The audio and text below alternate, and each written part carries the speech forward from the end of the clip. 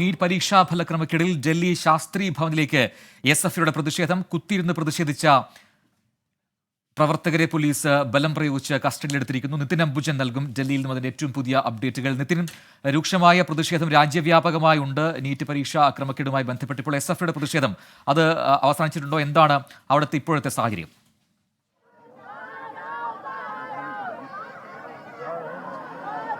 പ്രജിൻ സൂചിപ്പിച്ച പോലെ തന്നെ ശക്തമായ പ്രതിഷേധമാണ് ഡൽഹിയിൽ ഇപ്പോഴും അരങ്ങേറുന്നത്.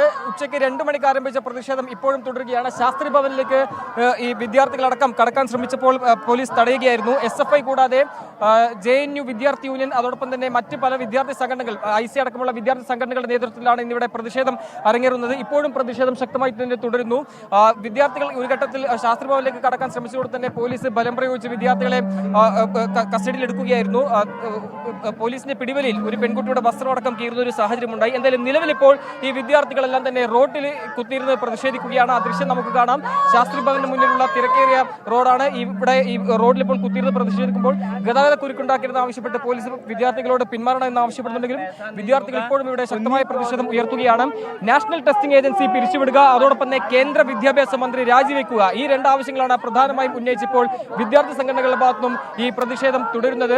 ഒരു ഘട്ടത്തിൽ പോലീസ് പ്രവർത്തകരെ കസ്റ്റഡിയിലെടുത്തെങ്കിലും പിന്നീട് കൂടുതൽ വിദ്യാർത്ഥികൾ ഡൽഹി സർവകലാശാലയിലും JNU സർവകലാശാലയിലും കൂടുതൽ വിദ്യാർത്ഥികൾ ഇവിടെ.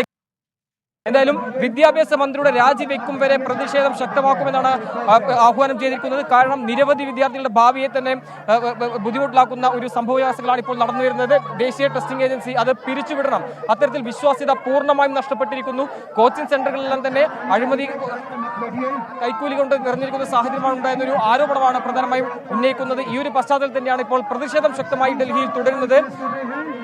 രാവിലെ NSUയുടെ നേതൃത്വത്തിൽ പ്രതിഷേധമുണ്ടായിരുന്നു. ഇന്നിപ്പോൾ വിദ്യാഭ്യാസ മന്ത്രിയുടെ ഓഫീസ്, ശാസ്ത്രി ഭവനിലെ ഓഫീസിന് മുന്നിലാണ് ഇപ്പോഴും ഈ പ്രതിഷേധം തുടരുന്നത്. 1.5 മണിക്കൂർ ഇത്തരത്തിൽ വിദ്യാർത്ഥികളും പോലീസും തമ്മിൽ ഇപ്പോൾ ഇവിടെ നിലയുറപ്പിച്ചിരിക്കുന്നത്. നിരവധി പോലീസുകാരെ കൊണ്ട് ഇവിടെ സുരക്ഷ വിന്യസിച്ചിരിക്കുകയാണ്. എന്തായാലും ശക്തമായ പ്രതിഷേധവുമായി വിദ്യാർത്ഥികൾ മുന്നോട്ട് പോകുമെന്നാണ് ഇപ്പോൾ ആഹ്വാനം ചെയ്തിരിക്കുന്നത്.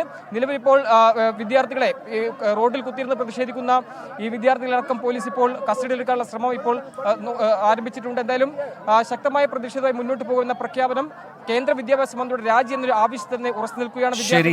എന്തായാലും നീറ്റ് പരീക്ഷാ ക്രമക്കേടുമായി ബന്ധപ്പെട്ടാണ് ഇപ്പോൾ SFIയുടെ വലിയ പ്രതിഷേധം ഡൽഹിയിൽ നടക്കുന്നത്. ശാസ്ത്രി ഭവൻ മുന്നിലാണ് ഈ പ്രതിഷേധം. പോലീസുകാർ പ്രവർത്തി തടഞ്ഞിട്ടുണ്ട്. കേന്ദ്ര വിദ്യാഭ്യാസ മന്ത്രി രാജിവെക്കുക, ഒപ്പം തന്നെ നാഷണൽ ടെസ്റ്റിംഗ് ഏജൻസി പിരിച്ചുവിടുക എന്നീ 2 ആവശ്യങ്ങൾ ഉയർത്തിയാണ് SFIയുടെ പ്രതിഷേധം.